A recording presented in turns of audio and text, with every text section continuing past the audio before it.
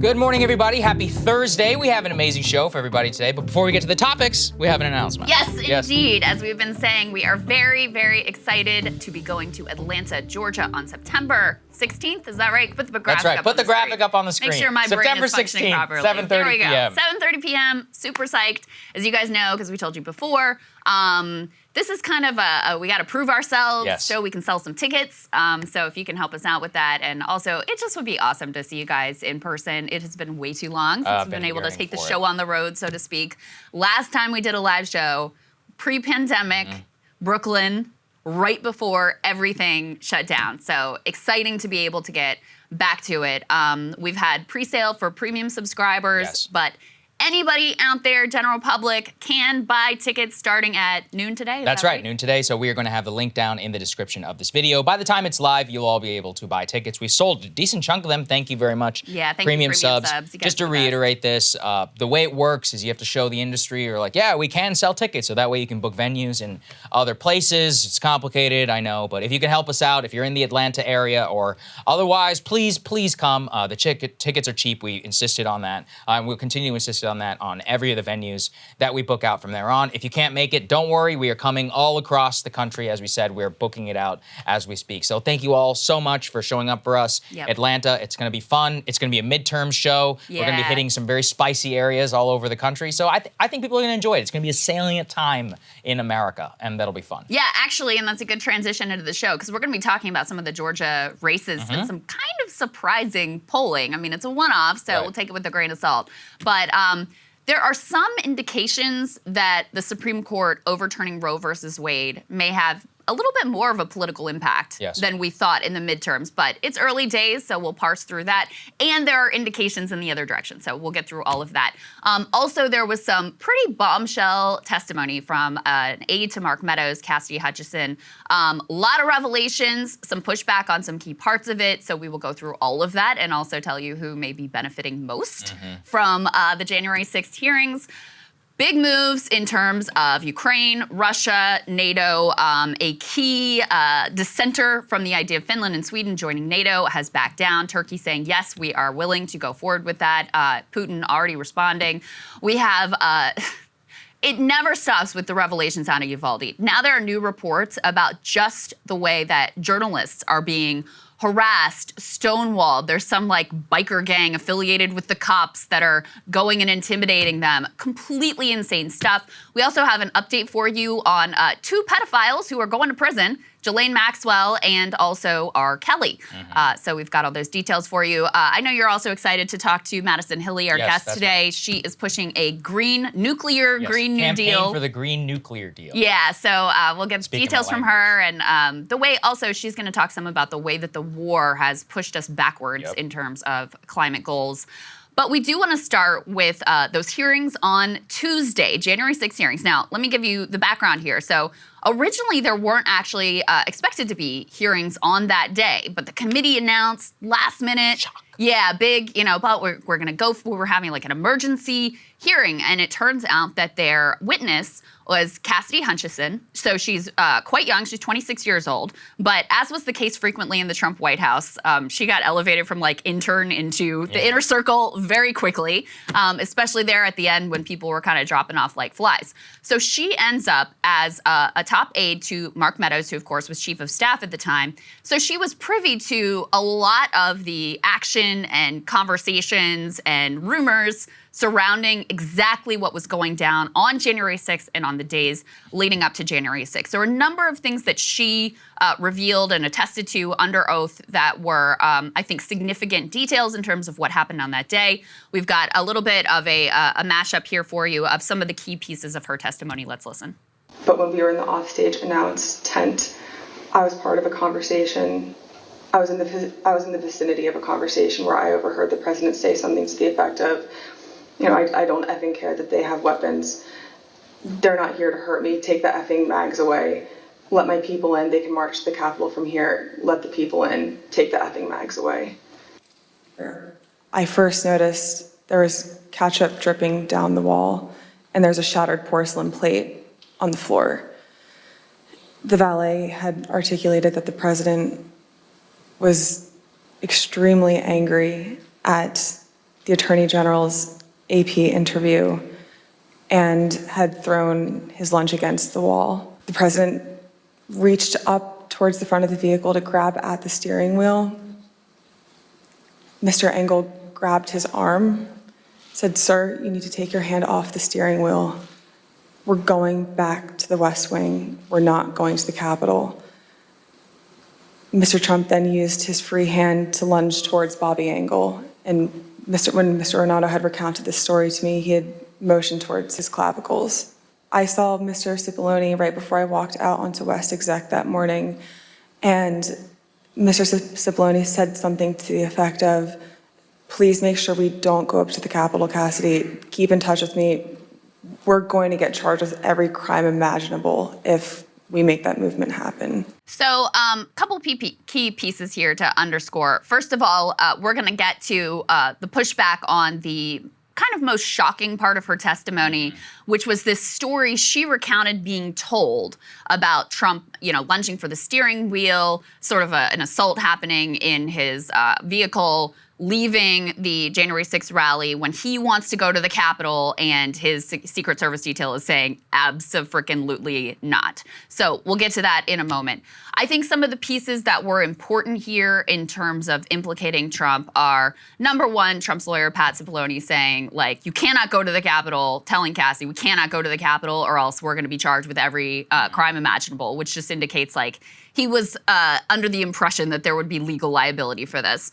I think the other piece is Trump himself at the rally saying, hey, pull the magnetometers, the mags, he says, because I don't care that people are armed. I just want to fill up the crowd. So that's an indication, okay, he knows that people are armed with various weapons. And then the fact that, and this part is not in dispute, that he didn't just want to tell other people to march to the Capitol and knowing that they were armed march to the Capitol. He himself wanted to go to the Capitol. Now, again, the details of him trying to grab the wheel and whatever, very much in dispute at this point. And Cassidy was not in the vehicle. She says she's recounting a story that she was told by those who were in the vehicle.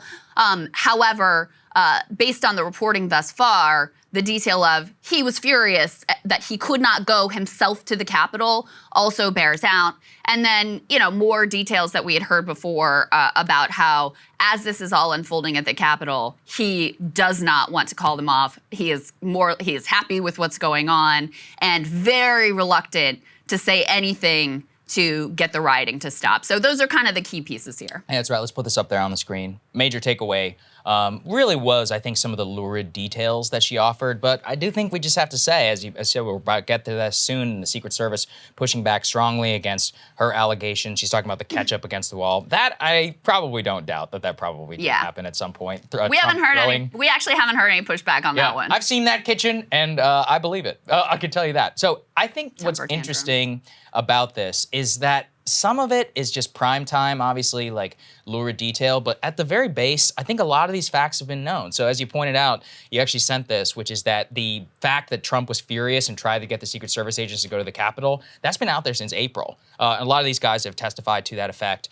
Trump, obviously, the magnetometer one too, I hadn't heard that one before. Again, it is a hearsay thing, apparently. I'll tell you why I'm just skeptical that a lot of these details. At this point, there have been 6 tell-all books of Trump aides, of various White House reporters, all of who are very well sourced, who have endlessly gone through the exact tick-tock, which is the inside baseball term for timeline of January 6th.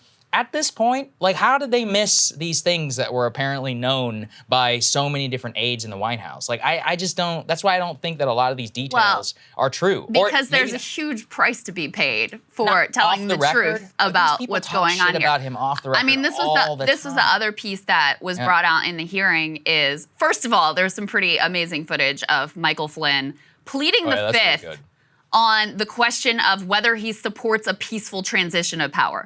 Come on, bro. This is not a hard question, but apparently that was too tough for him to say he supports a peaceful transition of power. Number 2, there were also sort of introduction of some evidence that there is a lot of pressure and intimidate, basically mafia tactics being used to try to keep people from cooperating and testifying accurately to what happened on that day. So listen, I mean, we're about to get into the pushback on the steering wheel piece in particular, but I think there's this is someone who has made her career in Republican politics. She's closing the door to working in Republican politics in the future. So I don't think she has a lot of incentive to lie here. In fact, the incentive would be in the other direction to sort of, do what most people have done and stonewall and not cooperate and not say much when you do.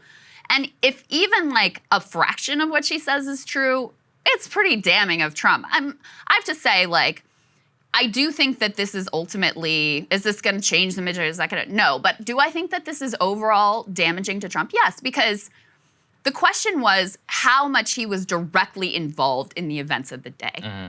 And the more details we get, not just from Cassidy, but also, from these Secret Service dudes who say, yeah, he wanted to go to the Capitol and he was furious that he didn't. These details implicate him more directly in the events of the day and show he wasn't just satisfied with sort of riling people up and seeing what happens.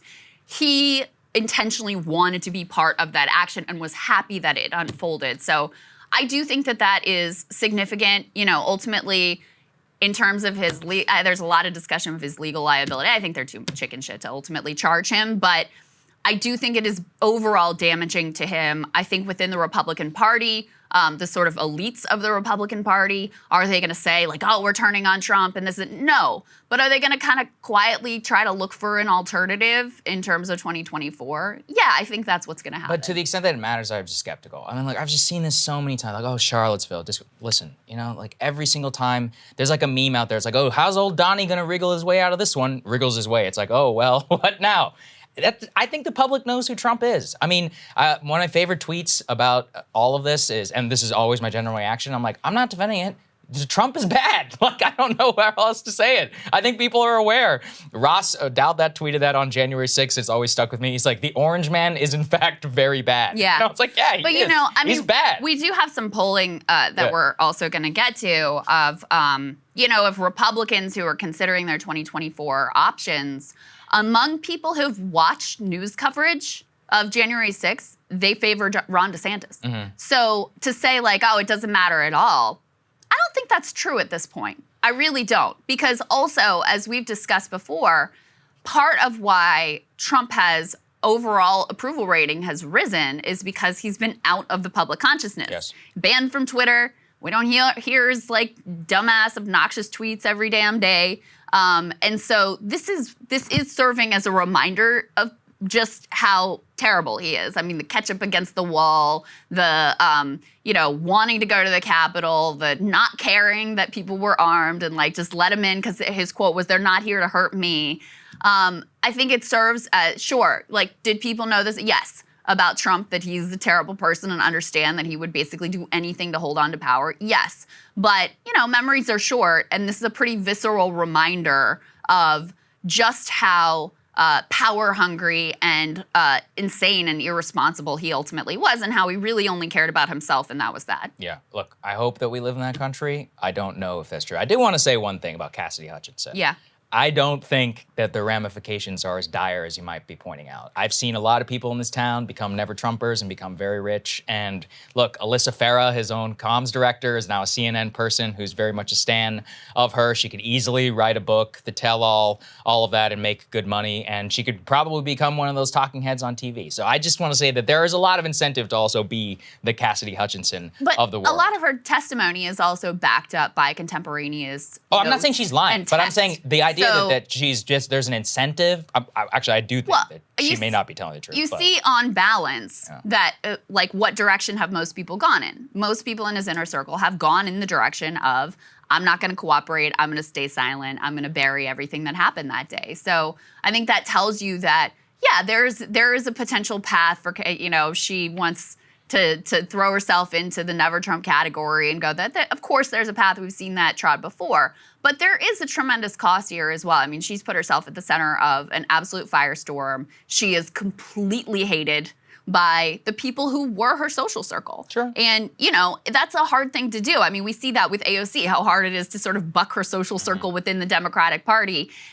Those human like human considerations are very real and very difficult. I mean, I'm sure she's getting all kinds of like, this is ugly and difficult. So I don't want to downplay that. At the same time, there are some questions about the kind of most shocking part of her testimony, which was the anecdote she told about Trump lunging for the steering wheel, that she says that she was told. She was not in the vehicle, but she says this is what she was told. Yes, that's right. Let's go ahead and put this up there on the screen. Carol Leanig, she wrote a book, actually, on the Secret Service. Here's what she says, quote, Secret Service agents dispute that Donald Trump assaulted any agent or tried to grab the steering wheel on January 6th. They agree Trump was furious about not being able to go to the Capitol with his supporters, and they have offered to testify now under oath. So let's go ahead and put the next one up there on the screen. And I do think this has less to do with Cassidy Hutchinson, and this has a lot more to do with the January 6th committee. The Secret Service is saying that in the 10 days before the hearing, the January 6th committee did not reach out to them for details regarding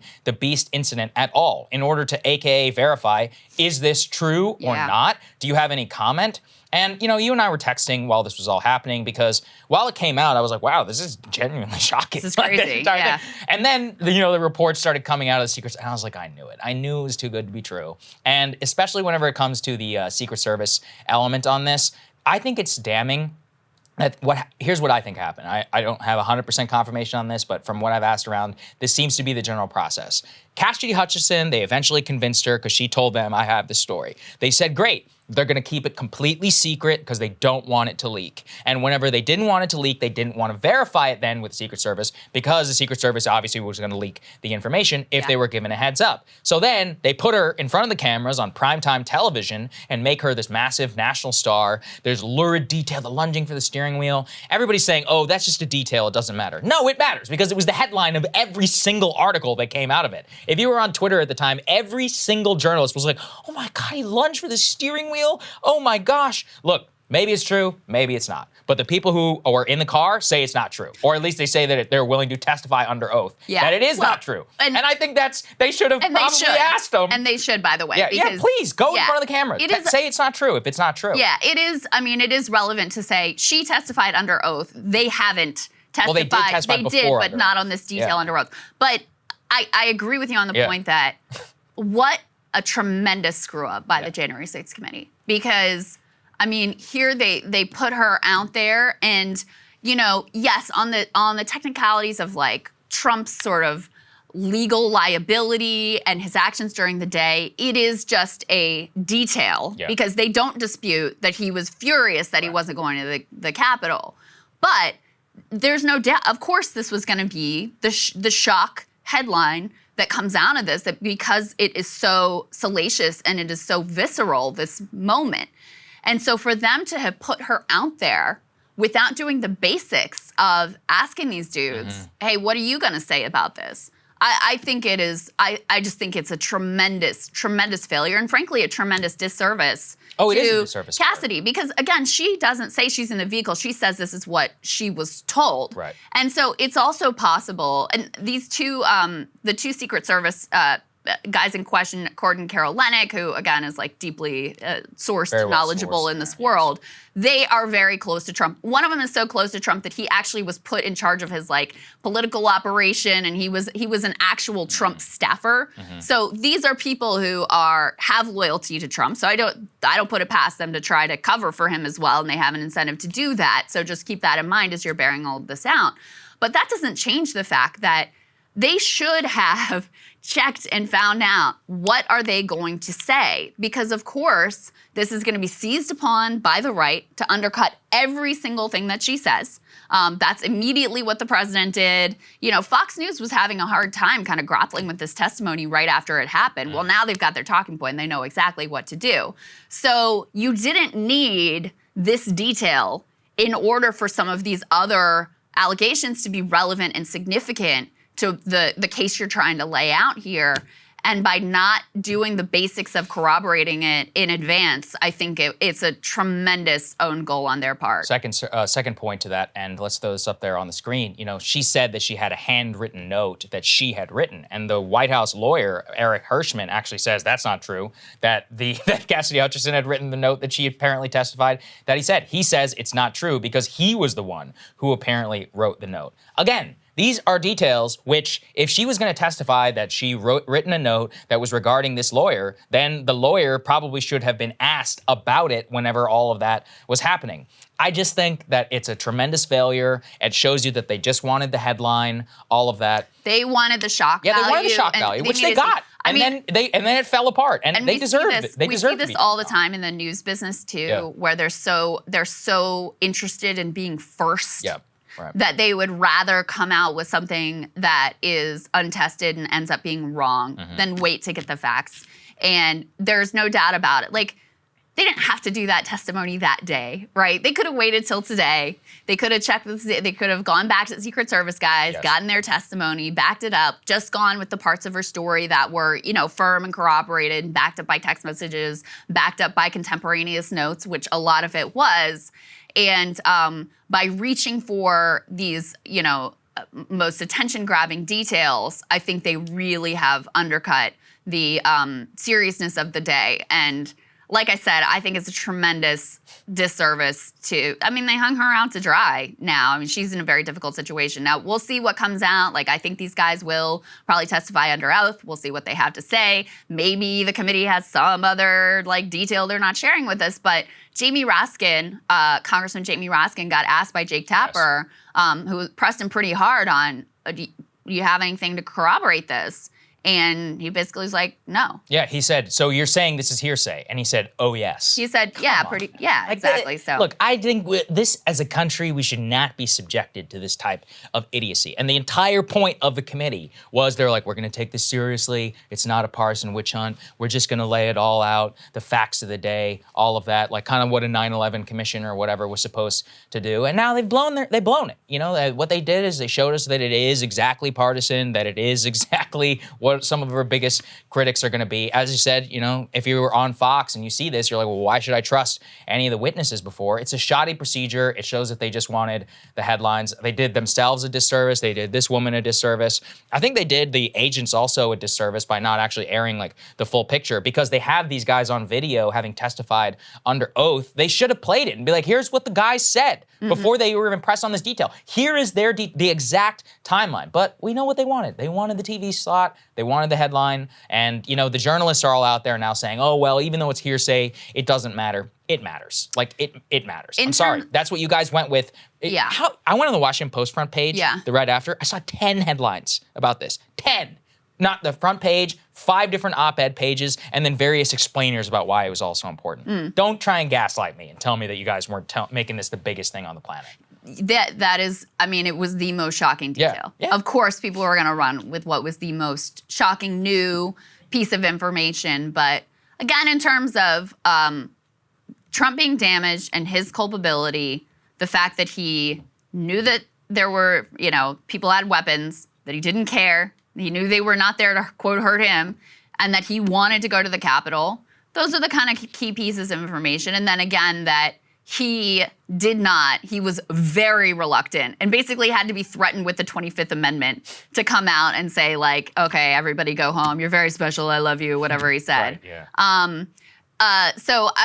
But yeah, no doubt about it. They very much undercut what could have been a much more impactful day by not doing the basics and taking their time to make sure they had the sort of key details of the story locked down. Right. No doubt about it. All right. At the same time, it is interesting who might benefit from this, because as I was saying, there's not going to be the walls aren't closing in on Trump. There's not going to be this huge, the base opens their eyes. Oh my God, I had no idea this guy was terrible.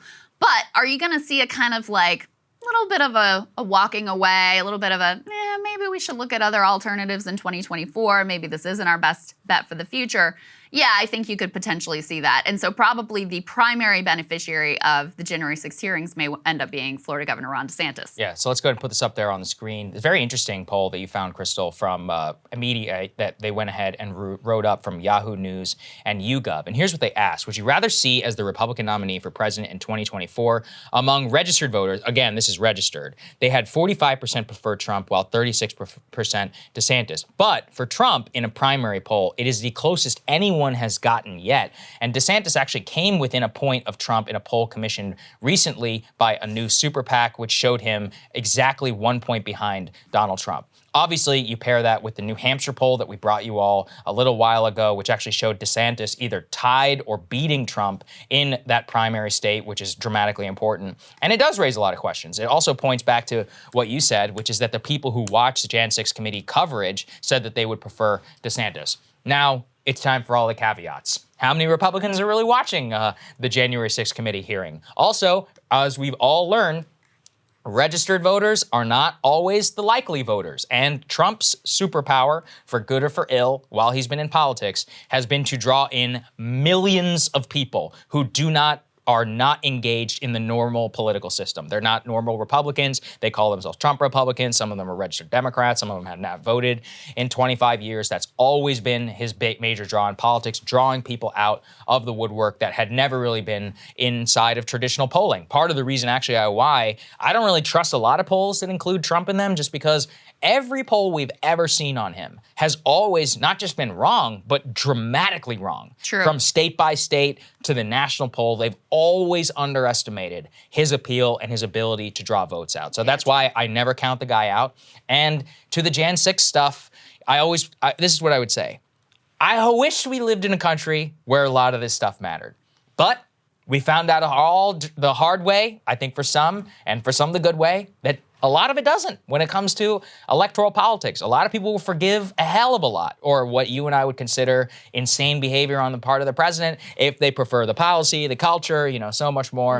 And so I've resigned myself, especially with the GOP base. I'm like, they're just gonna do what they're gonna do. I hope that they go in this direction. I think it'd be better off for the whole country if they did, but I am yet to see any real evidence to that regard in an actual, and I guess we won't find out till the primary. Yeah. Right? There's no way to know until the votes actually start to get cast. Yeah, I mean, this could end up being like, remember back in the day when Rudy Giuliani was That's what I mean. remember when they were like, hope. oh, John Huntsman's gonna be the thing, and then no, that definitely wasn't the case. The copium is straight into some of these people's veins. I did think that the thing that was most interesting to me was that, and I think we have the graphic, was that breakdown in the poll of how people who were watching January 6th coverage versus those who weren't, versus those who were watching actually the live hearings, how that actually impacted whether they were for Trump or DeSantis. Go ahead and put this up on the screen. So they say that among people who have watched news coverage of the hearings, so not the hearings themselves, but news coverage of the hearings. Do we have this graphic, guys? I don't think we do. Actually. Oh, we don't? I thought we saw it. It's weird. Oh, okay. Yeah. Anyway,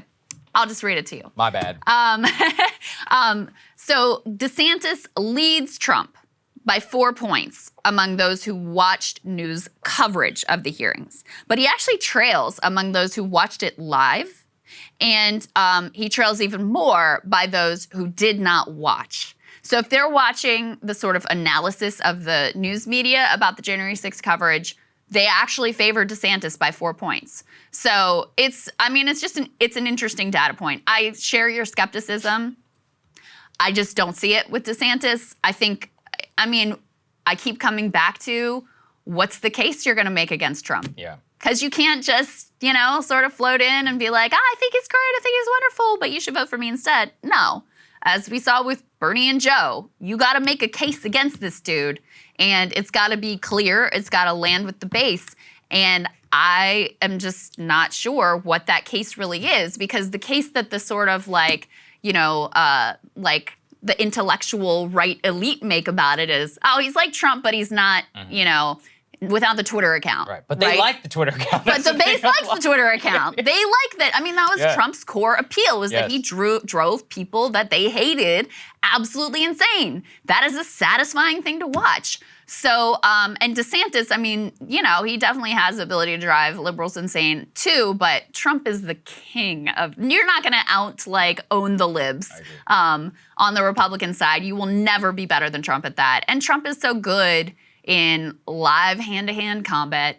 We haven't seen DeSantis have to really sort of grapple in that way. Most of his appearances are very controlled. I don't think he comes anywhere close to the level of magnetism and charisma, just raw charisma and political talent that Trump has. So I continue to be extremely skeptical. That being said, there's also reports that Rupert Murdoch and Fox is kind of moving, like they would prefer DeSantis, so they want to try to put their... I mean, look. Yeah, but again, we've seen how they ultimately... Right. They said the same thing in the primary, and then they went with Trump because their ratings went through the roof. Because ultimately, once they see like, we're not winning this fight, they go where the base wants them to go so they can keep their ratings intact. Another thing to say on the primary, from what I've heard and what I've read, there are a lot of people who are in the non-Trump lane who want to run. So you've got Mike Pence, you've got Nikki Haley, you've got Tom Cotton, you've got Glenn Youngkin, you've got a bunch of other people. So, even if it were conceivably Trump and DeSantis in a head-to-head matchup, you could conceivably see the same situation of 2016 where you had all these people in the non-Trump category. Right. And Trump has such a solidification of his portion of the base that you could have Youngkin divide up the DeSantis vote, divide up the Nikki Haley vote, divide up the Mike Pence vote, and then you leave yourself with about 35-40%, which is exactly how Trump won the nomination. Because this poll, it was actually them head-to-head. Yeah, it's head-to-head, but that's not how primaries very work. Unlikely to be how it works out because, when you see the polls that have the Republican primary and it has Pence and all those other characters in it, usually the person after DeSantis is Pence, who has his own... He's got the evangelicals. Yeah, he's got, Ted Cruz, too. A lot of poll with evangelicals. You can see Mike Pence's play in the wake of Roe. He was the first out to be like, I'm going for the national ban, kind of laying his marker down of how he's going to position himself. So you can actually see more clearly what Mike Pence's case against Trump might be. Not that I think that it's going to work out for him either, but I always come back to, I don't know how DeSantis is going to make the case against Trump without pissing off the entire Republican base. We'll see. We will see. We will see. It's going to be fun to watch, at least you could say that. All right, let's talk about NATO. So some seismic moves being made across the pond. Let's go ahead and put this up there on the screen. So President Erdogan of Turkey has lifted his hold on Finland and Sweden joining NATO. He announced that at the recent NATO summit in Spain that happened yesterday. So what he said is that he will be lifting his hold because Sweden and Finland lifted some restrictions on a Turkish group, on a Kurdish group, which he claims is a foreign terrorist organization. That's not for here right now of discussion. But anyway, that's all you need to know. He was the only person who was holding it up, and now he's allowing them in. And so NATO has formally extended an invitation to both Turkey and to Sweden and to Finland. Now it leaves it up to all of the NATO countries themselves in order to ratify the NATO treaty and allow their ascension, of which is very likely to happen without any debate whatsoever. Now, I actually do think the more noteworthy piece to me is not even that. It is the current expansion of the U.S. military footprint in Eastern Europe. People are not discussing this, but this is a seismic change. Let's put it up there on the screen. So President Biden, in his speech at NATO, here's what he said.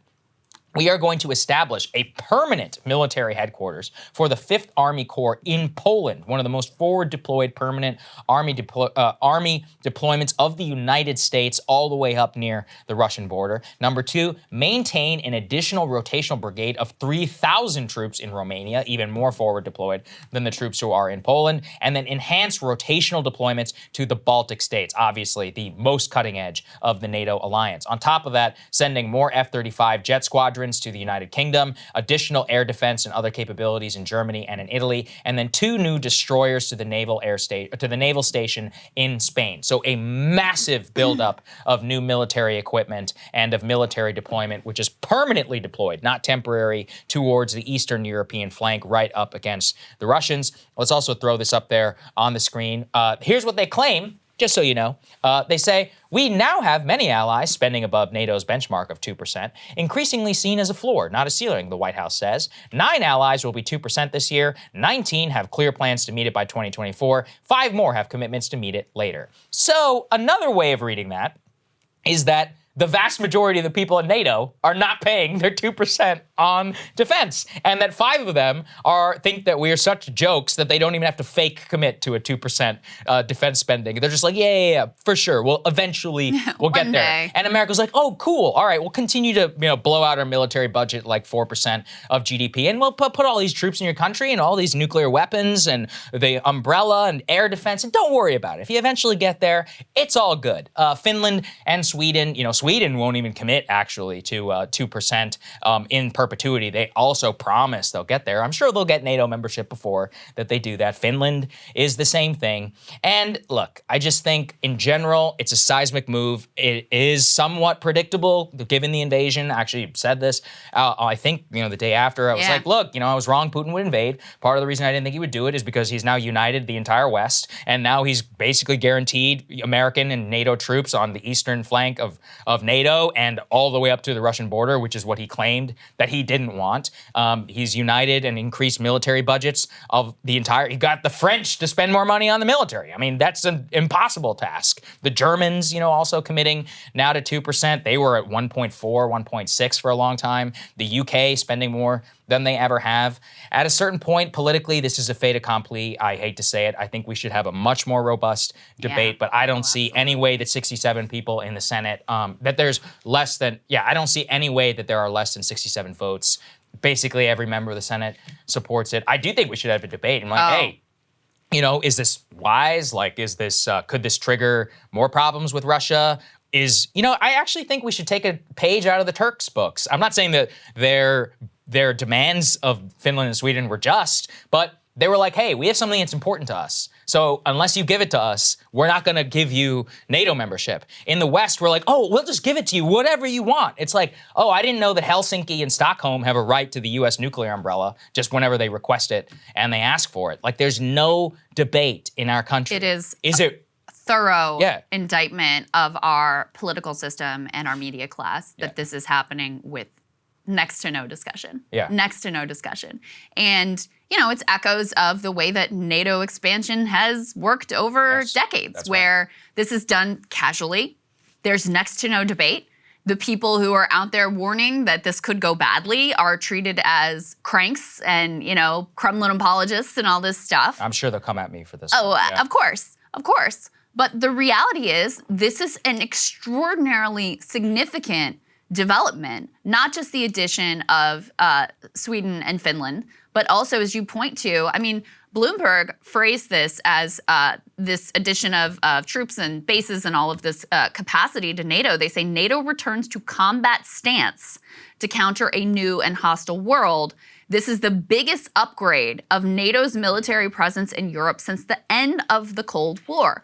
And you just always have to ask yourself, how is Russia going to perceive that? How is Russia going to react to that?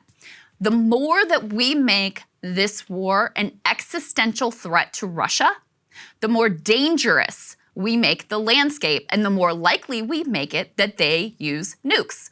They, in their nuclear doctrine, say that it is justified to use nuclear weapons in the event of an existential threat to Russia. Which they define. Which they define however they want. Exactly. Every move that we are making here makes it more likely that they interpret the stakes of this war as an existential matter for Russia. And that is a potential disaster. And no one is talking about it. This was our fear from the beginning, that we're just sleepwalking through this thing. No one is really dealing with it seriously. No one's considering, okay, what might Russia do in response? And in fact, Russia is already warning, Putin warns NATO on moving military personnel and infrastructure to Finland and Sweden, saying they will respond in kind to any buildup in the Nordic nations. So I think that this is extraordinarily foolish and haphazard, what we're engaging in with next to no debate. And it gets back to this bigger picture question of, the instinct, the sort of neoliberal instinct of, we'll just trust the experts. We're not going to actually delve into the details ourselves. I'm sure they're handling it. We're just going to accept what we're being fed. They understand, we don't. No. We need the public to be deeply involved and deeply engaged in this debate, because ultimately you are the ones who are going to be most impacted by these decisions, and also by the, endless continuation of this war, which is having its own, impacts on us and on the world in terms of food prices and gas prices and all the rest. So it says everything about our political culture, how we are just sleepwalking into some, whatever you think of them, support or don't support, incredibly significant momentous decisions, no discussion. I think people may have to make the case who support this, why American troops should die for the integrity of Helsinki and of Stockholm. Yes. And if you're Finnish and you're Swedish, listen, I get it. like I said, it's beautiful, beautiful countries, all of that. However, we're talking about our resources and our blood. If I were you, I would do the same thing, but I'm not. We have to decide what's good for us. You and their advocates should make the case as to why it's in the strategic interests of the United States. So like I said, I'll present the counter argument, which I do think is a fair one, which is that any world where Russia is going to invade Finland and Sweden is going to involve the United States anyway, as we always get dragged into these European conflicts like in World War I and in World War II. So we might as well just extend them the protection at the top. My response to that is very simple. I would rather get dragged into that kicking and screaming whenever it actually attacks our fundamental interests rather than have to just go in automatically, which Article 5 would require us to do. And the other question is whether this action makes that eventuality more likely. Yeah, that's a good point. Because it's a provocation. It is a provocation. So from the beginning, the lack of debate, the lack of seriousness, the lack of discussion, it is extraordinarily troubling and really undermines our ability to actually function as a democracy when these decisions are just made and never taken to the American people whatsoever. Well, it'll go to the Senate, and we'll cover it here. I want to see at least one say something on the floor, like, hey, does anyone want to make the case? Do we want to just sign ourselves up for an automatic trigger in order to go to war for the integrity of the most eastern part of Europe, of which we've never traditionally defended? Europeans, I know you're all mad at me, and we're airing our segment about this right now, but listen, I have to make this case very, very simply. Europe is 1/6 of global GDP, okay? It is a declining area of the world. It's mostly old people. Demographics, they have a problem. Innovation, they have some real issues. It's basically a welfare state whose best days are long behind them. Yes, we have cultural ties with Europe that go back a long time. However, I mean, whenever you're staking the future of your country militarily, the use of nuclear weapons, you should consider what those resources really mean. And if you think that Asia is the future, which I certainly do think it is, overtook Europe on GDP both in 2019, going forward, it will be our major trading relationship, and I believe our future rests far more there than over there. Well, military resources actually are finite, and now we are deploying even more, both of an extension of commitment and of military resources on the European continent, which at the very least could be directed elsewhere, innovation, maybe even to our own domestic populace to shore up our domestic political problems. None of this, again, is of a consideration. None of it is being debated. This is probably the only dissenting view that is even out there, which is even in the same semi-mainstream. Yeah. And I think that's a major indictment. I think the American people should have a say, as we had a say in World War I, as we had a say after World War I, and we also all had a say on the Marshall Plan, that was a buy-in by America to say, you know what, we agree with this vision of the world. President Truman, Secretary of State Marshall, this is the world. Our boys fought and died for Europe, and so let's make sure that we rebuild it and reap the benefits going forward and protect democracy against the Iron Curtain. But nobody's making that case out there right now, and I personally think that we deserve much more of a say in this than is being given to all of us. Yeah, indeed. And by the way, guys, Saagar and I did have a big old debate over Europe, so you can catch that over the weekend. So all right. To hear the pushback. Let's go ahead and move on. This is important, very important, in terms of what the peace and future of Ukraine has looked like. We've spoken here previously how the United States should be able to orient itself going forward, but of course, the Ukrainians got to say it's their country. So here's what they think. Let's put this up there on the screen. 89% of Ukrainians reject ceding land to reach a peace with Russia. Ukrainians back Zelensky's position overwhelmingly that peace talks can't grant Russia land it has seized. This is a new Wall Street Journal poll that just came out in the country. Only 7% say that Zelensky has handled the war poorly. So look, Ukrainian people, at least the ones who are left in the country, are overwhelmingly behind President Zelensky, overwhelmingly do not want to see any land, being given up to Russia. And look, if I was Ukrainian, I would feel the exact same way if somebody invaded my country. So it's a difficult position that we find ourselves in, Krystal. The most desirable outcome for us, for the West, is actually a negotiated peace as fast as possible. But both of the principal parties who are involved have no desire in order to push peace at all, which brings tremendous cost to us, to them, to Russia, to basically all parties who are involved. And unfortunately, the longer that battlefield victory can be claimed really by both sides, which is true, if you look at what's happening, yes, Ukraine is losing in the east, but they pushed the Russians all the way back. They've only really been fighting for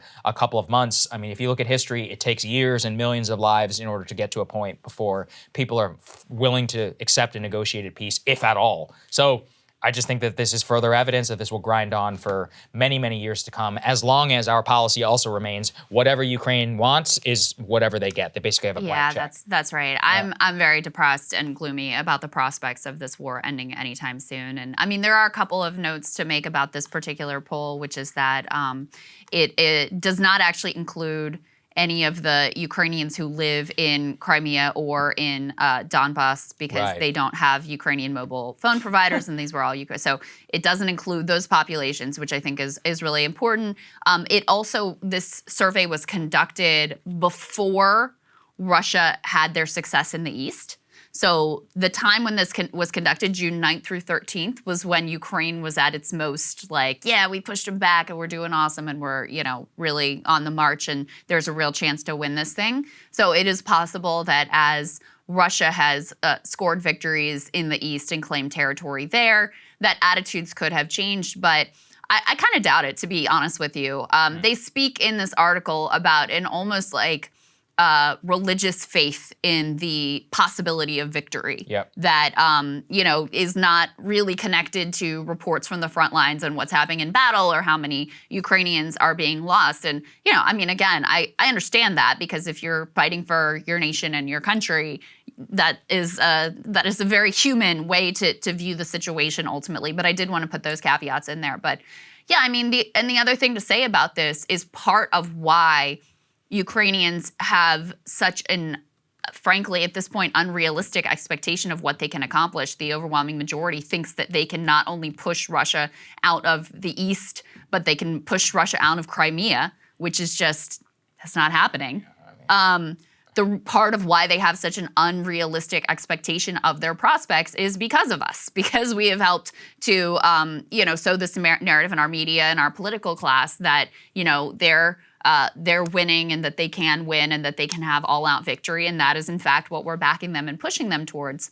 All of that being said, even without those factors and our very strong hand in this, because this is effectively a proxy war between the U.S. and Russia at this point, it is very hard to see how either side really sees it in their interest to come to the table.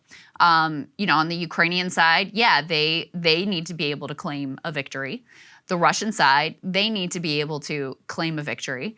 And the U.S., which is really sort of pulling a lot of the strings behind the scenes on this, we have no interest in giving Russia even the appearance of a victory. So they're going to continue fighting. And actually, our own Director of National Intelligence, this is what they're telling both the public and Congress. Put this up there on the screen.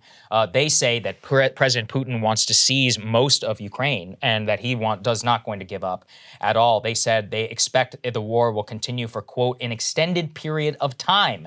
In short, the picture remains pretty grim. Russia's attitude toward the West is hardening, is what she said at a recent conference. I don't know if I buy this assessment that Russia wants to seize most of Ukraine. I am skeptical of that. Even in their initial push, which was certainly had more maximalist aims than what we're seeing now, they really did not mass the number of troops it would require to claim all of Ukraine. Even in the beginning, it seems unlikely that was truly their goal, to claim the entirety of the state. So at this point in the fighting, I am, again, highly skeptical that is actually their aim. But in terms of the assessment of, this is just gonna continue on, I think it's hard to see anything other than that happening. And it's really sad. It's devastating for Ukraine. The amount of losses they have suffered and the devastation of that country is, horrific. What's been done to their ports, their ability to export, their economy has been hit way worse than the Russian economy. They're going to contract by 35%. Yeah, and the Russian economy is going to contract by what, 8%? Yeah, about something 8%. like, which is bad, but it's nowhere near 35%. And long-term massive damage that's going to take hundreds of, so much money to be able to rebuild that country. The lives lost, families broken up, totally upended. It is just absolutely devastating to them. And it's been devastating for the world. And we keep bringing up there's a real food crisis that is already really hitting poor nations in particular hard, but it's hitting everybody around the world, and not to mention the fuel prices are fueling inflation. We just got new numbers that indicate growth was even more negative than, so we are officially in stagflation now. Like, that's not theoretical, that's where we are right now. And a large part of that is the continuation of this war and our response to it. Yeah, unfortunately. And some good news. Actually, Ukraine this morning apparently pushed back Russian troops out of that Snake Island, that famous island where there was, the fake standoff or whatever. But anyway, that's a good thing because it means that some stuff might be moving out of the Black Sea, which is part of the reason that food prices are so high. But, probably Russians are probably going to mount an offensive in order to try and take it back. So it just does demonstrate, the yo-yo effect and how long this stuff can grind on, the extent of what the Russians want, what they can realistically accomplish. Unfortunately, also, Krystal, it could be that the Ukrainians' fears are correct, and that if they do win a military battlefield, they'll just take a pause, then re-up, and then go for Kyiv again. It's possible, certainly. But I don't think. I mean, look, who knows? In terms of what Putin and all of their thinking is on that. So yeah, that's where things stand right now. Yeah, so moving on to the sort of aftermath of Roe versus Wade being overturned. First of all, people continue to be shocked at just how atrocious and absent the Democrats are. Like, even we're gonna cover this for the weekend, but even Republicans are like, wait, so y'all aren't gonna do anything in response to this? Like, literally nothing? Okay. But there were some interesting political indicators that maybe, I'm not convinced of this at all yet, by the way, but we wanted to bring this to you. Maybe there's more of a political impact, immediate, midterm political impact on the overturning of Roe than we initially thought. Again, I'm not persuaded, but we wanted to make sure to bring you sort of all of the data points across the board so you can be well informed. So, new generic ballot polling. So this is when you ask voters, okay, generic Democrat versus generic Republican. Who are you going to pick? Go ahead and put this up on the screen. And this is from a credible polling source. This is YouGov. This is and Yahoo. This isn't some no-name brand. This generic ballot polling has Dems at 45 and Republicans at 38. 7-point advantage for Democrats, which would be in the range of being able to hold basically where they are.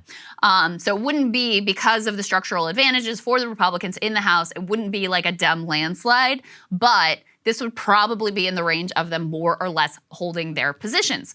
And if you dig into this, put this next piece up on the screen, it shows not only that 45% of registered voters say they would vote for a Democrat for Congress if it was held today versus 38% who say they would vote for a Republican, a 7-point gap. Not only that, but that gap has nearly doubled since last month. So we've seen significant new movement. And when voters are asked specifically to choose between a pro-choice Democrat and a pro-life Republican, that same gap doubles to 15 points. So when the election is framed around the question of choice, Democrats are firmly in control. I mean, 15 points would be actually a Democratic landslide. Now, do I think we're headed there? No. But it was a very eyebrow-raising poll for me, looking at that, of like, oh, maybe this is going to be more salient to voters than I thought. Second data point, actually, they found out late last night was this election in Nebraska's first district. So actually, there was a general election that happened there. It was an R+17 district, meaning Republican with a 17-point advantage. But apparently, what happened there is that this was, of course, right after the Dobbs ruling. While they did not win, the Democrats in the Nebraska first district, they overperformed by 15 points and end up with an R+2 victory in what should be an R+17 district. Now, is that indicative of the whole country? No. I saw lots of people like, oh, but there's special conditions, et cetera, et cetera. Yeah, there's always special conditions. Look, House races usually are pretty good barometers of the national mood, unless you have something totally crazy happening. That's right. Yeah, it's usually a pretty good look. We always do a decent amount of coverage of special elections because it can tell you something. Ed Gillespie's victory defeat in 2017 was a harbinger of the Democratic wave of 2018. Glenn Youngkin's victory, obviously, in 2021 is probably a harbinger of whatever is going to happen in 2022, at least in some form, the type of campaign that he ran. That's why we look at off-year elections. And in this one, if you have a R plus 17 district go R plus 2, that's a problem. Yeah. Because it could show you that there is an increased motivation of a lot of Democrats in order to turn out. Now, let me small pause data you. points. Yeah, let me pause you on the Glenn Youngkin point, because I think that's an interesting one. Right. Because you have to ask yourself if the big cultural issue in the Youngkin campaign was abortion versus school openings and CRT. Also inflation, yeah. Does it go a different way? Because, I mean, you had a significant sort of like suburban liberal switch to Youngkin, and I still think it was mostly economic issues, and I still think that this midterm election will mostly turn on economic issues, which is very bad for Democrats. But if you think that the culture war was part of Youngkin's victory, I think you have to grant that, that culture fight landscape has changed dramatically since he won. So it could raise the possibility of, a sort of shift back to the Dems among these suburban liberal voters who had been trending to the right. Again, I'm not persuaded of it. I still think that inflation and 80% of the country saying we're on the wrong track and sort of Joe Biden's apathy and Democratic base apathy, I think those are going to be ultimately the factors that are most significant in the midterms. But I did look at these numbers, and it was an eyebrow raiser for me for sure. And that Nebraska race, because in some ways the special elections or the off-year elections, I mean, these are real. It's not just polls. It's actual in real life, what do voters do and what happens? So in some ways, those should be taken even more seriously than the polling. I agree. Georgia, too, is very significant. Yeah. So we have put the fourth element up here, guys, which is we have a Quinnipiac poll from Georgia. And I'm pretty surprised by this one, too, okay? Georgia, I wouldn't even call Georgia a swing state at this point. I would still call this a lean Republican state at both the federal and certainly at the state level. And here you've got a poll from Quinnipiac that has, incumbent Democrat Raphael Warnock up 10 points on the Republican Herschel Walker. 10 points. So well out of the margin of error. And then this one surprised me too. For governor, Kemp tied with Abrams. Now, it's one poll, guys. It's one poll. Could be totally off. And, you always have to assume that these polls, because this has been the trend in recent years, are undercounting Republican support. I think you still have to assume that that is the case. But if this at least shows Democrats are very much in the fight on the Senate race in Georgia. And if that's the case, we also saw this Pennsylvania polls. Pennsylvania Senate that has Fetterman up about 10 points also on Oz. Right. Surprising. I was looking at Wisconsin. Pennsylvania and Wisconsin are the two opportunities Democrats have to actually increase their seats. Ron Johnson, incumbent Republican senator running for re-election there, he is down a little bit to all of his Democratic competitors, save for one, this Lazary dude who's like some billionaire heir, terrible, whatever. So they still have their Democratic primary going on. But, I'm looking at these and I'm a little surprised that the polling shows Democrats as strong as they are in some of these places. Yeah, I think the interesting thing about Georgia, well, first of all, grains of salt. Right? I mean, I also remember, 100%. What was it? Wisconsin, right before the election, ABC said that Trump was losing Wisconsin by 17 points. Right. Also said Pennsylvania, he was Didn't down work by 12. out that way. In Georgia, I believe sure. they said he was within a couple of votes. So listen, you should always take that. Like I said, the general rule is probably add 5 to 7 for Republicans. But also, Trump is not on the ballot. He's usually the X factor whenever it comes to these things. That's I true. have no idea how it's going to play out. I don't see a world where Brian Kemp is actually tied with Stacey Abrams. It's not 2018. It's a completely different national environment. But Warnock Walker is a terrible candidate. There's just no other way to say it. He's awful. He really is disastrous. He's got so many kids, apparently. So, look, he also probably suffered some head trauma. His interviews don't appear to go particularly well. His son is a real jackass on TikTok. Apparently, the campaign has been seizing on that. Oh, really? Warnock is an appeal. Yeah, he's like, he's like a rich boy, whatever, likes to flaunt his wealth. Fine, you're right. But the problem that I see is that these Warnock is a very good candidate. Like, Yeah, he is a we good did candidate. well back in 2020. Yes, he did beat Kelly Loeffler, but he has really staked out a position where he's not in the news as some firebrand lefty, which is what people went after him as. That was what Kelly Loeffler kept calling him, radical socialist. Raphael Warnock, he's tried to mostly govern as a centrist, kind of keeps his nose. Kinda kept his head to the- down. yeah, him and John Ossoff are doing a pretty good job. Yeah. They really don't want to get attached too much to Biden. So I do think that he's doing the best he possibly could. I do see a world where Warnock could win and where Brian Kemp could win too, given some of the cross-partisan appeal and just given candidate quality where it does matter. But look, again, an interesting data point. It's certainly also possible that this could lead to suburban metro turnout from Atlanta, the Dobbs decision on abortion in order to back somebody like Raphael Warnock. At the same time, it's also the same state that passed a 6-week abortion ban bill. So, Well, yeah, true. I mean, but then that kind of argues in favor of, well, maybe that's impacting the governor's race. Yeah, it's possible. Because the abortion politics, while it, as we've discussed, it matters at the national level because you have some Republicans pushing for a nationwide abortion ban. It's really relevant at the state level. So, it's possible that it is a big factor in keeping Abrams in the race there. I don't know. Again, the flip side of this, put the third element up on the screen, is you had more than 1 million voters switch to Republicans from the Democratic Party. Now, in every cycle, there are party switchers, but you had more than 1 million people becoming Republicans versus about 630,000 who became Democrats. And a lot of, some significant portion of these million who have switched to the Republican Party are coming from those like suburban enclaves where you had very strong affinity for Joe Biden and very strong sort of like revulsion at Trump, I should say more than affinity for Biden in 2020. And so now granted, this came out before Roe versus Wade was overturned. Like these numbers reflect that landscape before Roe is overturned. But this is obviously very dire for Democrats, the number of suburban voters who were saying, I'm with the GOP now. So that's the flip side of this argument. Again, overall, I still would say my analysis is when you have massive inflation, negative growth, when you have 80% of the country saying you're on the wrong track, it's going to be bad for the party in power. It doesn't take a rocket scientist to see that. I think Cook Political just moved 8 more races or something like that towards the GOP, so they are still very much seeing the trend being in the Republican Party's direction.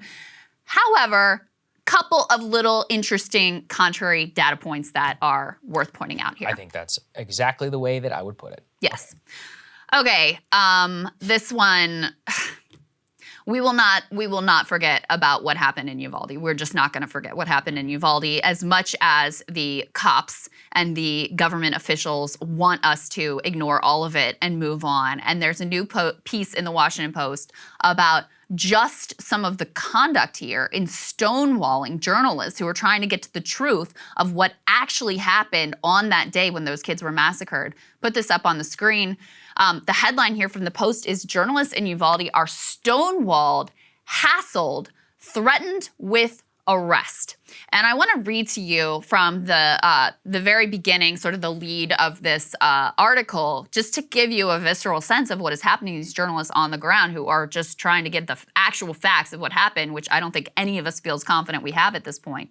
They said that journalists had been threatened with arrest for getting too close to the mourners. So Houston Chronicle reporter Julian Gill stayed in the designated media area. So he was doing what they told him he had to do when he was reporting on funerals. Nevertheless, a phalanx of uniformed bikers confronted Gill, the journalist, outside the cemetery gates. They called themselves Guardians of the Children and claimed to be working with police officers who stood watch. Gill, the journalist, says, I'm not trying to disturb anyone, guys, according to a video that he posted online. I'm not trying to ask anybody any questions. I just want to watch. That's all we can do, right? The bikers followed and harassed journalists anyway, Gill wrote in the Chronicle. When he accidentally bumped into one of these biker cop-affiliated people who claimed to be a paramedic, the bikers accused him of assault and battery, and they said to him, as a public servant, that's kind of a felony, according again to the video. They go on to say that journalists have been threatened with arrest for quote-unquote trespassing outside public outside public buildings, okay, quote unquote trespassing. They've been barred from public meetings, refused basic information about what police did during the May 24th attack, and after several early error-filled news conferences, officials have routinely turned down interview requests, refused to hold news briefings. The situation is made even more fraught by the spider's web of local and state agencies involved in responding to investigating the shooting, some of which now blame each other for the chaos. So they are being shut down and intimidated, actively intimidated in every possible way. And we know that the cops directly have also intimidated that incredibly courageous mom who was handcuffed. And then when they had the handcuffs taken off her, she runs in the school and saves her kids. They've been coming and flashing their lights and trying to intimidate her and threatening her with criminal charges just for her willingness to speak out and be honest about what happened on the day. So this is a whole of government cover-up at this point. There's just no other way to spin it. When media organizations are being stonewalled, shut out, forced out of public spaces, and being blocked from access to any of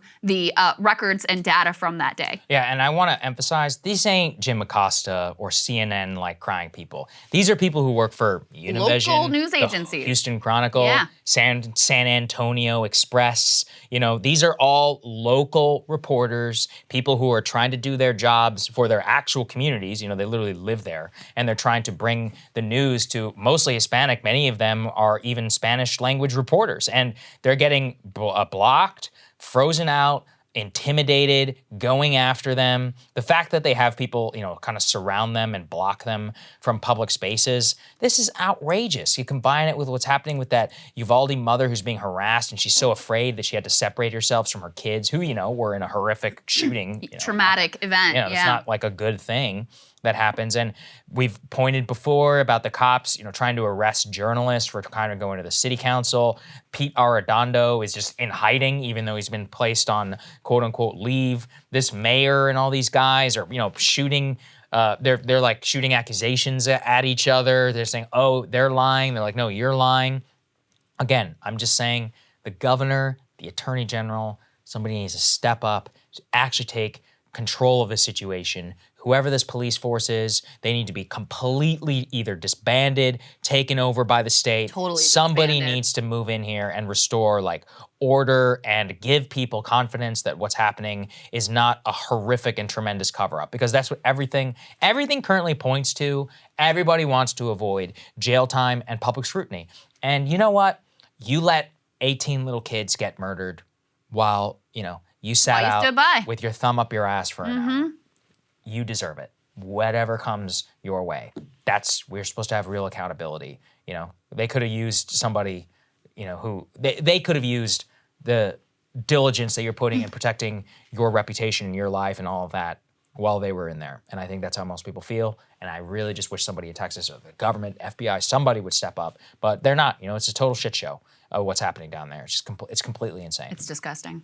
All right, let's move on. Some, I guess, good news, mixed bag. Let's go ahead and put this up there on the screen.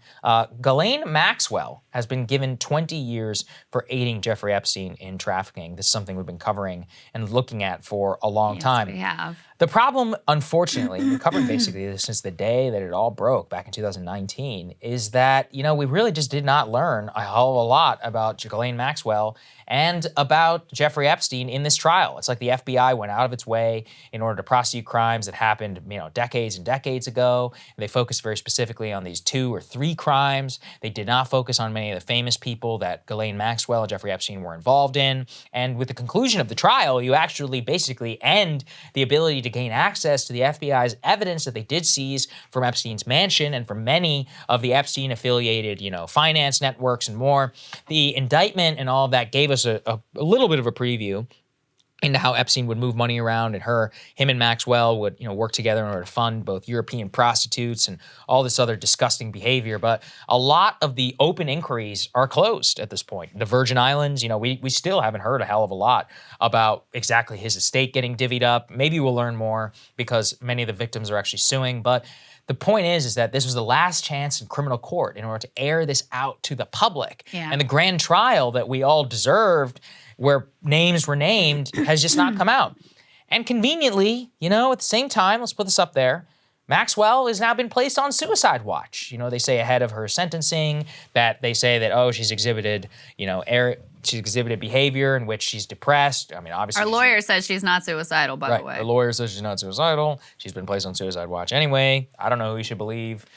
Maybe that's a way of trying to get around it. They are preparing her for sentencing. Now she's been sentenced to 20 years in prison. But just remember, she has a hell of a lot of information, and she's still not talking. She is protecting Prince Andrew and continues to. Reports were that a hell of a lot of famous people were very upset and worried whenever she was arrested at that FBI compound in the middle of New Hampshire. Now they can sleep or whatever, easy, can't and they can probably sleep easy. I mean, at this point, what confidence should we have that any information is going to come out of this? Basically, everything we've learned has come out. I'm glad that she's going to spend 20 years in prison, but frankly, she's 60 years old. That means she could actually walk at some point, which I think is disgusting and outrageous. And at the end of the day, all of my hopes for the trial were dashed basically the day that the FBI charged her with those 2 older crimes. I'm not saying those crimes aren't just, but we have crimes being committed up until 2013. We had no information about it. And it also was part of, just to remind everybody, the prosecution strategy was what they called thin to win, which means you just focus narrowly on these couple of pieces to try to get the conviction without painting the broader portrait of all of the decades of criminal behavior, the massive pattern of recruiting and grooming these children into this, horrific abuse, sexual abuse and rape. That was, they introduced some of that during the sentencing, but in terms of the actual trial and what the convictions were based on, they just tried to focus in on these few narrow charges, again, which were very serious and obviously which ends up with her receiving 20 years in prison. They say that with potential credit for good behavior in the 2 years she spent in jail, she could leave prison in her 70s. So yeah, see, that's outrageous. She may still see the light of day. She was given a sentence which was less than the recommended. The feds asked for 30 and the judge only gave her 20. 30 to 55, I think. This is the problem. If you go thin to win, then they get sentenced on, whatever they're actually convicted of, which, look, that's how it should work in a court of law. I'm not saying that it should work otherwise, but there's a hell of a lot more that could have come out on this trial that never actually did end up coming out. And now, there's a lot of guys. Leon Black, Leslie Wexner, Prince Andrew, Bill Clinton, Ehud Barak. I can go on forever. Billionaires and others that she'd not only been pictured with, but had cavorted with privately. People we don't even know. Kevin Spacey. Who's a guy from Rush Hour? Chris Tucker. Bill Richardson, Richardson, yeah. There's a lot of folks. Alan Dershowitz. There's still a hell of a lot of folks who can probably sleep easier. Another pedophile also being sentenced, ironically actually more than Ghislaine Maxwell. Throw this up there on the screen. R. Kelly actually sentenced to 30 years in prison for the scheme to lure children into sex. I really do think this is so crazy because the first time this came out to light, Krystal, was 22 years ago. Yeah, that's right. R. Kelly has been a known pedophile and, he's been known to be committing these horrific sex crimes for 2 decades. And the basic response was, yeah, he's weird, but he's super famous. He's famous. And his music is good. People kept collaborating with him. The feds and the cops totally let him off the hook. Like you said, everybody in the entertainment world was like, yeah, R. Kelly's a weird guy. He does this and this, but whatever. He makes great music.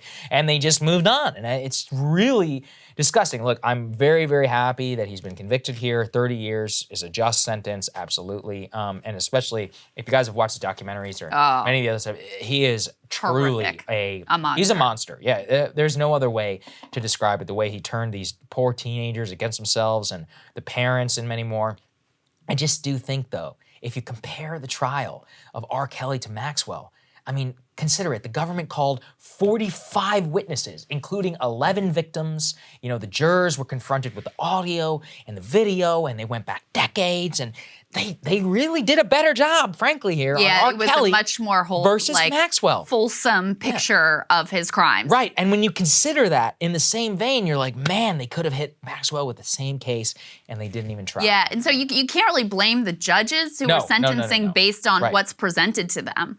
But yeah, the prosecution in Maxwell's case, went for this much more narrow focus versus R. Kelly They, really tried to put forward a full picture of just how abusive he was over decades to so many women and girls. Yep. To your point about, listen, it was back in 1994 that Vibe magazine reported on his illegal marriage to Aaliyah, who was 15. Right. So we have been knowing this about R. Kelly literally for decades. Yeah, that's actually almost that's what, 28 years ago. For decades we have been knowing. 15 years old, he illegally marries Aaliyah. And according to the documentaries, because they thought she was pregnant, and this would, you would need at that age parental consent to get an abortion unless your husband provided the consent. So according to the documentary, that's why he married her, to try to get her an abortion. It's so dark and sick. And then the other piece of this, it's not just like it's not only the sex acts and the rape and it's so much of him was about the control too. Mm-hmm. The way that he would manipulate and exploit his fame to get these young girls to trap them. That's really what would happen, to trap them and hold out the promise of fame and stardom, and I'm going to make you a thing, and then completely manipulate and control and abuse these girls and women. It is horrific what he did to them. And so it is good to see a little bit of justice here. But the connective tissue between both of these cases is the way that Epstein and R. Kelly use their fame, wealth, power, status to enable this criminal, predatory behavior for decades. And polite society looked the other way. Everybody in Hollywood who rep this guy and made a lot of money is all just, we're looking right over there. Classic story. All right, Saagar, what are you looking at? Well, I know there are a lot of important stories going on right now, but there's one flying under the radar of all major news items that I haven't been able to stop thinking about.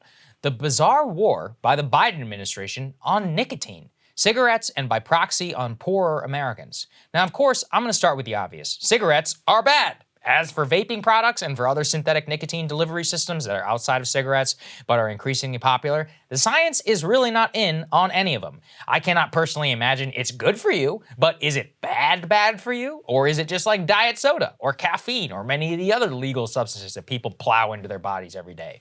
We don't know. The answer is still not clear. But the answer seems clear enough for the Biden administration, which has effectively declared a full-scale war not only on cigarette smokers, but on nicotine users of all stripes. Much of the actions of the Biden administration reek of class disdain, and the fact that there hasn't been any outcry amongst elites reflects a lot of this too. As long as their drugs of choice are safe, namely alcohol and weed, they don't really care. So let's review the Biden war on nicotine. Things started to pop off in April when they came out and they said they were going to ban menthol cigarettes specifically. They noted correctly that Black Americans are the most likely to smoke menthols, and in some sort of weird nanny state protection way said that flavored cigars and menthols thus must be banned outright. But it appears that outside of elites, they didn't actually ask Black people what they wanted. And it turns out a lot of people who actually work at the community activist level are adamantly opposed to this ban. Eric Garner's own mother correctly noted banning menthols would lead to more police interactions between cops and people like her son, and even Al Sharpton correctly noted that with weed legalized and basically unregulated at the state level, it makes no sense that, quote, grandma can't smoke her cools, but Jamal can smoke his weed. The man has a point. But that nanny state move was just the beginning, with some new announcements that came out this week. The Biden FDA is moving to ban literally all nicotine from cigarettes from now and to try and get millions to quit smoking. The FDA commissioner said that it would be the most targeted action against cigarettes in 25 years. And look, everyone can agree, yeah, less people should smoke. Everybody also knows it's a very difficult thing to quit smoking, meaning that alternatives need to obviously be around in some form. That's why it's especially puzzling that the same day they announced that the FDA would also be banning Juul e-cigarettes across the nation, which is 42% of the e-cigarette market in the United States nuked overnight. So at the same time that they're going after nicotine in cigarettes, they're also setting the ground for a war on nicotine delivery methods themselves, starting with Juul. Reporting from inside the government reveals that there was no real pretext for banning Juul as opposed to letting others be sold, except for politics. Parents groups just hated Juul because many teenagers began using Juul years ago. Thus, Juul got targeted and made an example of to ensure that anti-smoking and anti-nicotine groups will continue to back Biden and the FDA. That's about as corrupt deal as exists. To return to the broader point, who is this impacting? The U.S. general population smoking rate is 14%, but amongst poor people, it's actually as high as 1/3. Education is the best proxy by class that shows that people with no degree or GED are the most likely in America to smoke. It declined significantly after that. Only 4% of people with a graduate degree even smoke cigarettes. As we all saw in South Park's great episode on smoking, if you're stuffing your face full of disgusting processed food and you're obese, do you really have any high ground in telling someone who just got off a shift to not smoke a cigarette, or someone who vapes to relax, or just does it to have a good time?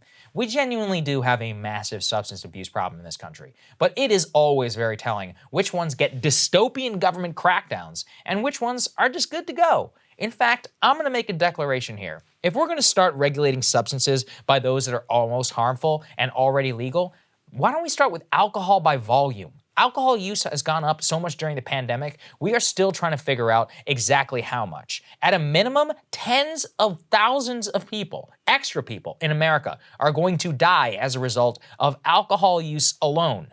And alcoholism is seeing record rates at treatment centers. Nobody wants to do anything. Why? Well, most people who are elite drink alcohol. A lot of alcohol. Not necessarily the same types that poorer Americans drink, but cocktail culture and functional alcoholism pervades elite spaces. Thus, zero control. Actually, if anything, alcohol taxes are down 40% over the last 30 years. Distilleries and breweries are propping up all over the country. And we appear to just have made our peace with that. Why target poor people then who like to smoke? Or how about this one, and I'll really poke the bear. Legalized weed and the Wild West usage of high-potency THC is causing all sorts of insane psychotic breaks amongst teenagers. It's lowering IQs, skyrocketing emergency room visits with teenagers experiencing symptoms akin to poisoning. That's from the New York Times, by the way. By harm, it is actually easy to deduce that alcohol and THC are way less regulated, free-flowing, and are bad. And yet, the remnant, they continue to go after poorer Americans who smoke. The current Biden war on cigarettes and nicotine and the lack of media outrage or even coverage, really, if it just reveals so much about us as a country. The stuff they use is fine. They deserve regulation. The stuff they don't, screw them. Unhealthy rubes. The way to promote health is to make it easier to be healthy, by default, rather than just forcing people to go in a certain direction. That's always been the case in America, and it should probably remain the case so. I mean, I just think it's crazy, Krystal. You know, I was talking with some people around here as well, around the menthol cigarettes. You know, I mean, nobody seemed to ask anyone who's poor. You're like, hey, do you want this banned, like, in your life?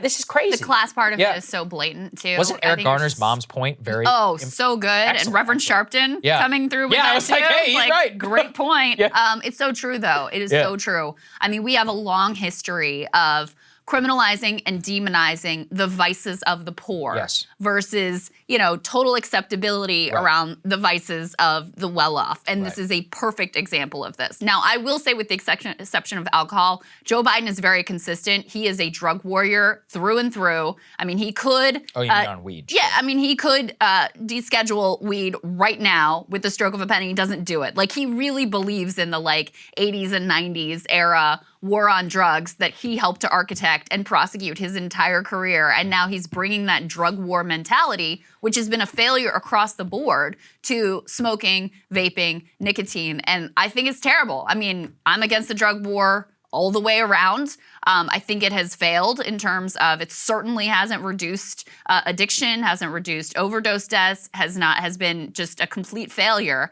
And yet now we're expanding this to also cover menthol, nicotine, and vaping. And the way they do the vaping one is so weird. Like, just Juul? Yeah, I know. What? There's so many. It's political. They nuked Juul because it was the largest market share and because Juul invented the space. There are Kyle is like, you know, Kyle vapes, so I've like become familiar with the market. There's so many other vapes out there. I know. And they also have the same like fruity flavors and all of that stuff. So if your problem is them marketing to kids, crack down on the marketing. No problem with that.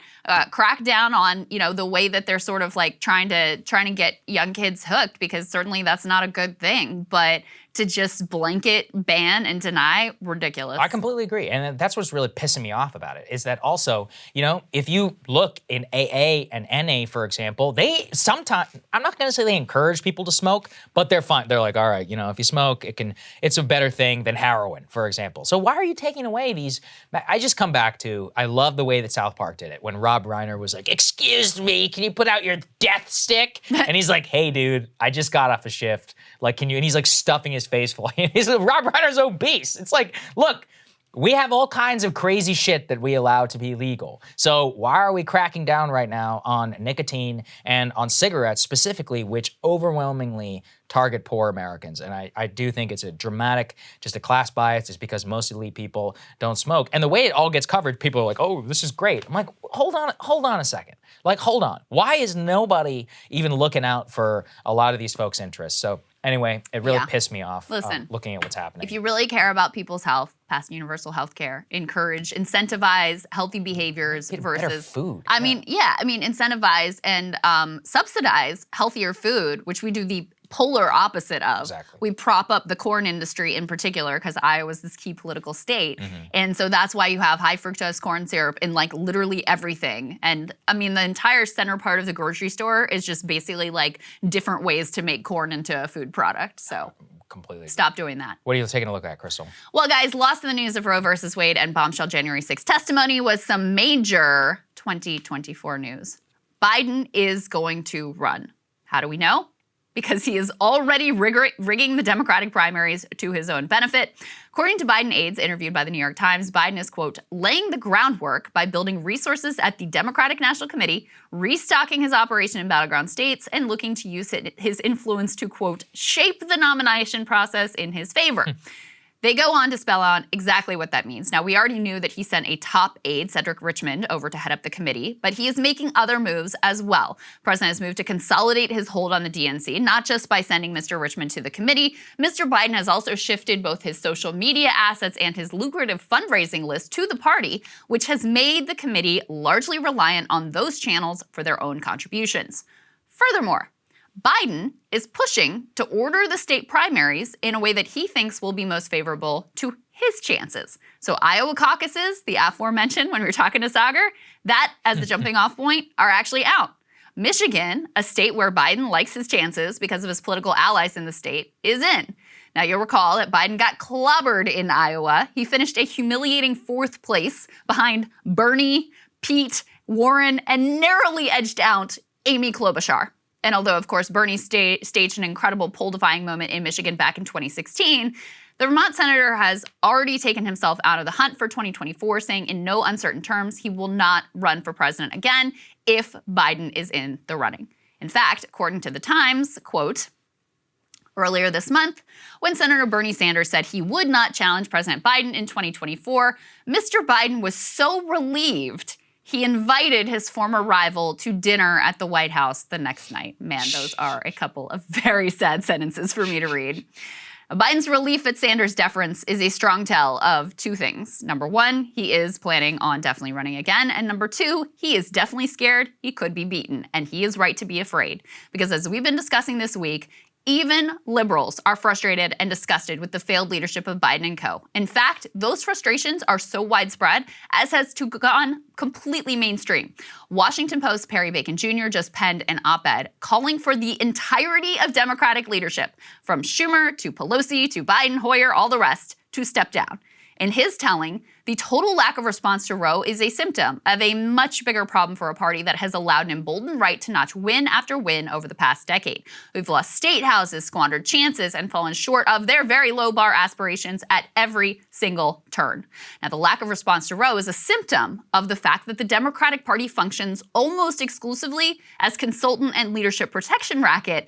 Any political or ideological agenda is wholly secondary at best. As he puts it, quote, we don't know exactly what can save the country from this radicalized GOP, but Nancy Pelosi and Joe Biden don't either, and after about 20 years, it is well past time to give others a chance to lead. Now, those of us on the left have some ideas about what might save the country, but anyway, baby steps here. So with cracks in their standing among normie liberals and absolute apocalypse among young people, you can bet that Dems looking to keep their grip on the party will reach for their standard trump card, electability. They will tell the base that while they might be disgusted, ready for something different, they have no choice but to stick with Biden. Why? Because he'll win, the left will lose, and Trump is an existential threat, so we cannot risk it. But it's pretty hard to bet the whole farm on electability when your dude literally has lower approval ratings than Trump did, and Save a Miracle is about to get shellacked in the midterms. All those Dems who wanted Medicare for all but settled for Joe on electability, they are definitely looking for some other options. That's exactly why a majority of Democrats say they want someone other than Joe in 2024, a majority. In fact, my sense of why there have been so many will he or won't he stories about Joe for 2024 isn't because he or the party is genuinely not sure if he will run, but because other Democratic elites are genuinely not sure if he can win. They are trying to decide whether they need to pull out all the stops and call up Obama and try to force Joe out of the race. But as they ponder the electoral chances of Kamala Harris, eventually as they did last time, Democratic elites are going to suck it up and they're going to back Joe. Really is a replay of what happened in the Democratic primary in 2020. Obama, Clyburn, and other party leaders, they knew damn well what Joe's flaws were and what his limitations were. They tried in vain to find anyone who might be better. Top Obama staff flocked to Beto, remember that? They considered Kamala, some flirted a little bit with Pete. Finally, in desperation, they took a hard look at Amy Klobuchar. But in the end, they resigned themselves to the fact that there was no option other than Joe to block Bernie Sanders. This time around, that same pattern will play out. Dem leaders will leak to the press and float alternatives and pretend like they don't know damn well Joe is planning on running. But in the end, they will line up behind Joe Biden. This time around, though, the base may not be so easy to force into line. And in fact, after I wrote the Saagar new report from NBC News says basically the same thing. Biden is planning to move to officially announce his reelection and file much sooner than people expect, essentially right after the midterms. So he is in, that is happening, and there is a real dissatisfaction among the base, reflected in polling, reflected in the sort of liberal intelligentsia in the press that are saying, you know what? We got to look at other options because you failed on your promises and your policy goals, and you are failing us also on electability. Yeah, there's actually a lot to be learned about Ted Kennedy's challenge to Jimmy Carter. You know, he came relatively close. I mean, not that close at the end of the day. Part of the only reason, though, that he failed is that it turned out to just be a narcissistic campaign by Kennedy because he's like, it's my time. But the ingredients for the backlash were there. Carter and Biden are very similar. You know, the base is like, yeah, they're okay, but they don't have core constituencies. They're neither are a good politician. Both have some of the lowest record approval ratings ever. And so they're in the space there exists. The problem is the elite infrastructure. And, you know, look, Kennedy was able to do it because of his name. I don't see a similar type of candidate. And also, I just see a lot of people who are acquiescing already. You know, Bernie's already said, yeah, I'll support him if he runs again. AOC said that he would support him. Ilhan Omar said already. So everybody's on the record. AOC didn't say definitively, but Bernie immediately saying, I won't run if it's... Well, Ilhan said it as well. She was like, of course I will support the nominee for president. So they're all, they're on the ground. They're ready to go. And, you know. It's also, isn't it very telling how relieved Joe was that Bernie took himself out of contention? Of course. And then the other thing I have to say is like, okay, so if you had something that he wanted, Bernie, you had like the ability to hold this out as a possibility, and you gave it up again without asking for anything. You know, it's a replay of when he decided to endorse Joe without demanding anything. My friend Joe. It's the same thing all over again. But I do think that Biden's like relief at the fact that Bernie isn't running again tells you that, you know, he knows he's politically vulnerable here and could face a very tough challenge because there is so much dissatisfaction right now. The last thing I'll say on this is, you know, overwhelming majority of Americans do not want Trump or Biden to run again. And yet we are in a situation where it is incredibly possible, if not likely, that we end up with Trump and Biden, the two men that the country is saying no to as the nominees. And I think if that happens, I do think you could have some sort of actually significant third-party challenge. Ross Perot level of support. Not that that's likely to ultimately win, but there is such a high degree of dissatisfaction with those two choices and desire for something different that I do think you could see that this time. I think that's right. All right, we got a great guest standing by, Madison Hilly. Let's get to it. Joining us now, a great guest I've been very excited about for some time, is Madison Hilly. She's the founder of the Campaign for a Green Nuclear Deal. Madison, welcome to the show. It's great to see you.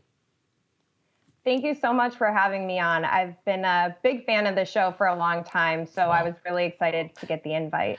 Absolutely. Thank you. It's very, very nice to hear mutual admiration. So one of the things that we wanted to speak with you about is about the case for nuclear power in the age of such tumultuous times, especially in this context. Let's put this up there on the screen, which is that Germany right now is looking to potentially ration natural gas after Russia has gone ahead and cut off supply. This comes after a string of denuclearization movement in Germany and really all across Europe, which is prompting them to actually increase coal-fired power plant usage. What does this really tell you about the state of the case for nuclear power, the politics around nuclear power, and really what things should look like in the future?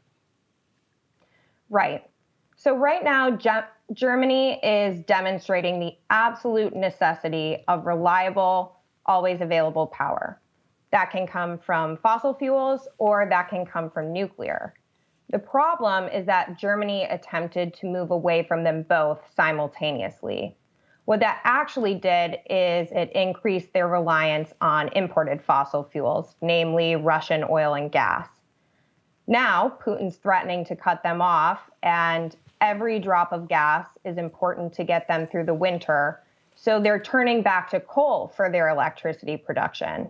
Right now, Germany is on track to burn more fossil fuels for its electricity than any year since 2018, and that's despite building 35% more solar and 30% more offshore wind over that time period. So in the face of a generational energy crisis that's actually really dangerous, the government is still they still seem unwilling to keep their remaining nuclear plants operating. And to give you some perspective, the 3 remaining nuclear reactors are worth about 33 LNG supertankers. Mm-hmm. If you count the nuclear plants they closed at the end of last year, that gets you to about 20% of the energy of Nord Stream 1. So every kilowatt hour matters in this crisis, and Germany is not making it any easier on itself or Europe. So I have been persuaded on the case for nuclear, thanks to my great friend and co-host here. However, I do have some concerns. And in particular, did you watch the 3 Mile Island documentary? Because part of what that dug into is the way that effectively the profit motive meant that, the corporation that was running these nuclear power plants, they wanted to cover up when there was, when everything was going wrong. They wanted to skimp on safety. They wanted to get the power plants back up and running and again, take shortcuts that were extremely dangerous and risked the meltdown of the entire East Coast, because they were so anxious to get back to making money. And then you had a government that didn't have a sufficient regulatory body that was effectively captured by industry. And so it did create an extremely, extremely dangerous situation. It required a whistleblower who basically destroyed his life to get the truth out and try to stop these shortcuts and pause the bringing back online of his nuclear power plant. So all of that is a long way of saying I'm very concerned about the way that the profit motive interacts with the necessity for rigid, strenuous, meticulous safety standards when it comes to nuclear power plants. So how do we make sure that we do this in a way where profits aren't ultimately driving the show? Right. So first of all, I think it's important to put that risk into context. So over the entire 70-plus year lifespan of the nuclear energy industry, we have had 0 deaths from any radiation, 0 injuries. 3 Mile Island was the only evacuation that wasn't even mandated. So, but it only takes one. I mean, this is like what we talk about with Russia and Ukraine. Sure, it might be a remote possibility that we end up having, nuclear exchanges that would be disastrous to the population, but we should go to extraordinary lengths to make sure that that doesn't happen because the risks are so grave. Absolutely. But the issue you run into is if you over-regulate to protect against extremely small tail risks that represent very small physical risks, you get nuclear that's far too expensive to build. And that's an incredible risk to the U.S. today, both in light of the energy crisis that we're facing, but also it results in the continued usage of fossil fuels, which kill millions of people prematurely every year just from emitting air pollution. Isn't the answer to subsidize the industry rather than to skimp on regulations? Because I'm definitely not down for like let's have a nuclear industry and let's have it completely private run and basically deregulated. I think that's a case for if we need to transition off of fossil fuels and nuclear is the best way. Isn't that a case for public funding and support so that we can move in that direction and make it economical?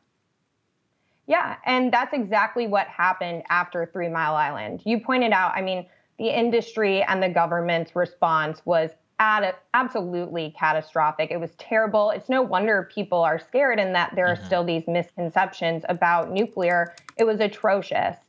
But the industry did actually respond. The industry managed to implement a number of safety regulations that have made the operation of nuclear much more safe, but it actually increased plant efficiency from 57% to 93% that we enjoy today. So you're getting more carbon-free energy and people are more protected. So the industry did respond. Now, a number of advocates, including myself, would say the NRC has overcorrected to the point where they haven't issued a single operating license to a nuclear plant in its entire history. So there is a healthy middle ground where this industry is absolutely protected, workers are protected, the public is protected, but we can actually deploy desperately needed carbon-free electricity at scale today. Right. I think that's where I want to split the difference, which is that, and maybe try and explain what you mean when you're talking about regulation. Can you just go down on that point? Which we have not approved a new nuclear power plant in the United States since the 1970s. And so part of the risks and even the antiquated technology that people point to is more of a function of the fact that we haven't built any new plants in 50 or 40 something years than where the current technology is today. If we were able to issue new licenses, what would those plants of the future actually look like with government support in a technology-neutral tax credit environment?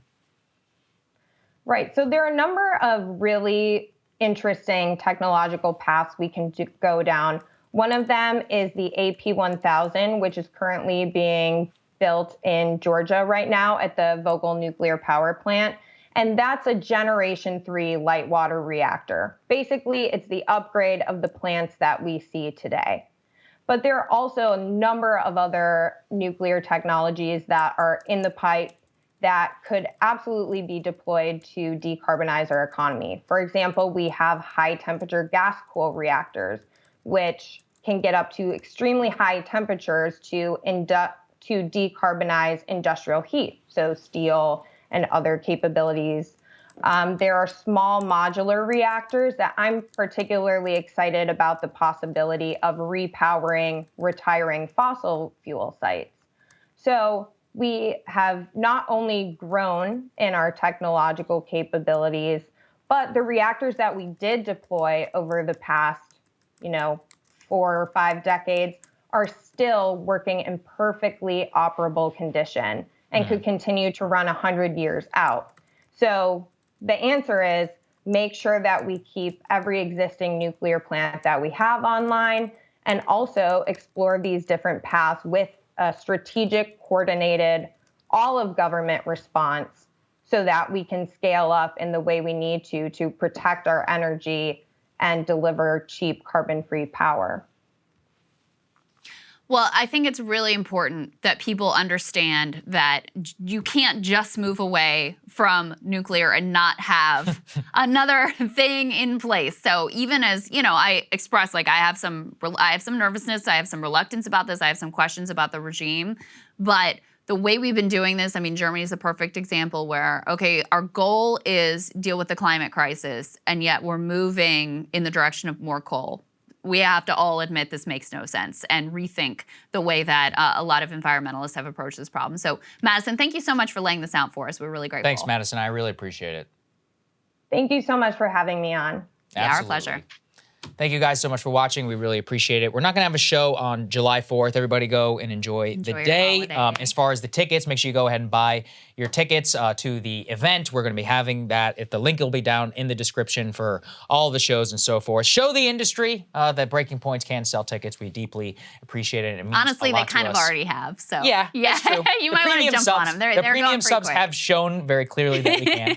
But if we sell it out very quickly, it's a nice little talking point on our end when we're negotiating in the future. So thank you all so much for showing up for that. Have a very merry July 4th weekend. Spend some time with the family, barbecue, all of that. Yeah, I enjoy dropping saying that. Merry July 4th. I drop it in for everything. I like it's a nice that. term. All right, guys, enjoy. We'll see you back here next week. See you later.